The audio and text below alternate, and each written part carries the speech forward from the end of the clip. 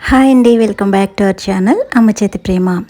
ఈరోజైతే మన ఛానల్లో బీరకాయతో మజ్జిగ చారు, కొంతమంది దీన్ని మజ్జిగ పులుసు అని కూడా అంటారు. దీన్ని అయితే ఈరోజు మీతో షేర్ చేస్తున్నాను. ఈ ఎండలకి ఒంట్లో వేడి తగ్గాలన్నా, కడుపులో చల్లగా ఉండాలన్నా ప్రతి ఇంట్లో కంపల్సరీ చేసే రెసిపీ. చాలా మందికి ఈ రెసిపీ ఎలా చేయాలో తెలుసు.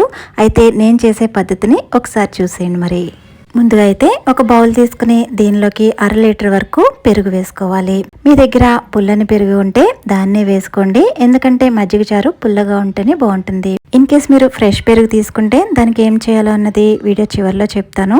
ఇప్పుడైతే ఈ పెరుగుని బాగా మెదుపుకోవాలండి. మీ దగ్గర పప్పు గుత్తున్నా, విస్కర్ ఉన్నా, కవ్వ ఉన్నా, ఏదున్నా సరే ఈ విధంగా పెరుగునైతే చిలుక్కోవాలి. చూడండి, ఇలా క్రీమీ టెక్స్చర్ వచ్చేంత వరకు కూడా దీన్ని బాగా మెదుపుకోవాలి. ఇప్పుడు ఈ పెరుగులోకి సాల్ట్ అయితే వేసుకోవాలి. అలాగే దీనిలోకి కన్సిస్టెన్సీ అడ్జస్ట్ చేయడం కోసం వాటర్ని వేసుకోవాలి. నేను ఇక్కడ 2 కప్పుల వరకు పెరుగు వేసాను కదా. మీకు మజ్జిగ చారు బాగా పలచగా కావాలంటే 2 కప్పుల వరకు వాటర్ వేసుకోండి. కొంచెం చిక్కగా ఉండాలంటే 1.5 కప్పు వరకు వాటర్ వేసుకోవచ్చు. ఇలా వాటర్ వేసిన తర్వాత పెరుగులో వాటర్ బాగా మిక్స్ అయ్యేటట్లు ఈ విధంగా అయితే బాగా కలుపుకోవాలి. చూడండి, నేను ఇక్కడ కన్సిస్టెన్సీ చూపిస్తున్నాను. మజ్జిగ చారు బాగా పల్చగా కాకుండా, మరీ చిక్కగాను కాకుండా ఈ విధంగా మీడియంగా ఉంటే మనకి అన్నంలో కలుపుకోవడానికి కూడా చాలా బాగుంటుంది. ఇప్పుడు ఒక మిక్సీ జార్ తీసుకుని దీనిలోకి 1/2 ఇంచ్ వరకు అల్లం ముక్క వేసుకోవాలి. అలాగే 4 పచ్చిమిర్చిని కూడా వేసుకోండి. దీన్నైతే ఈ విధంగా మెత్తగా గ్రైండ్ చేసుకోవాలి. ఇలా గ్రైండ్ చేసుకున్న ఈ అల్లం పచ్చిమిర్చి ముద్దని మనం రెడీగా పక్కనుంచుకున్న ఈ మజ్జిగలో అయితే కలుపుకోవాలి. కొంతమంది ఈ ముద్దని వేపించి వేస్తుంటారు, కానీ ఈ విధంగా పచ్చిది వేస్తేనే అల్లం ఘాటు తెలుస్తూ మజ్జిగ చారు మరింత రుచిగా ఉంటుంది. ఇప్పుడు నేను ఇక్కడ చూపిస్తున్నట్టు 1/2 కేజీ బీరకాయలను అయితే ఈ విధంగా కట్ చేశాను. మనం మజ్జిగ చారు చేసేటట్లయితే లేత బీరకాయలే తీసుకోండి, ముదిరిపోయినవి కాకుండా.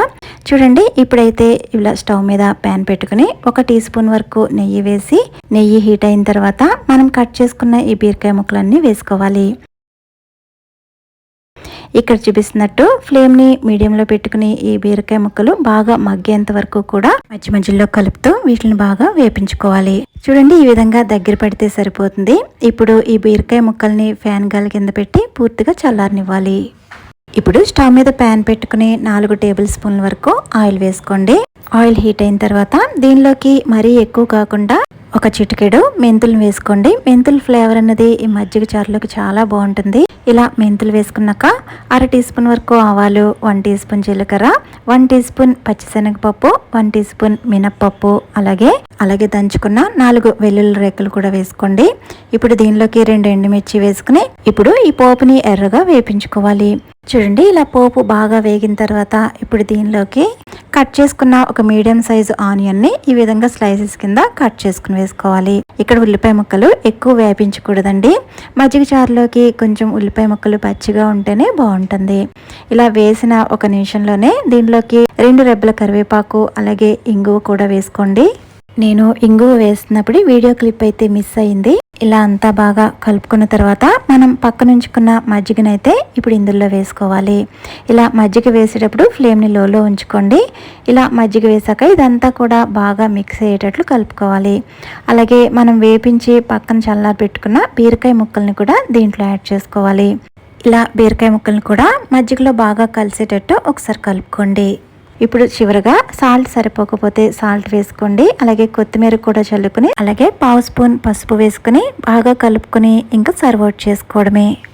ఈ వేసవి కాలంలో కడుపుకి చల్లగా, నోటికి మంచి రుచితో ఇలా మజ్జిగ చారు చేసుకోండి. మీ అందరికీ కూడా చాలా బాగా నచ్చుతుంది. వీడియో నచ్చితే లైక్ చేయడం మర్చిపోవద్దు. అలాగే మరిన్ని ఇంట్రెస్టింగ్ రెసిపీస్ కోసం మన ఛానల్ని డైలీ ఫాలో అవ్వండి. Thank you for watching.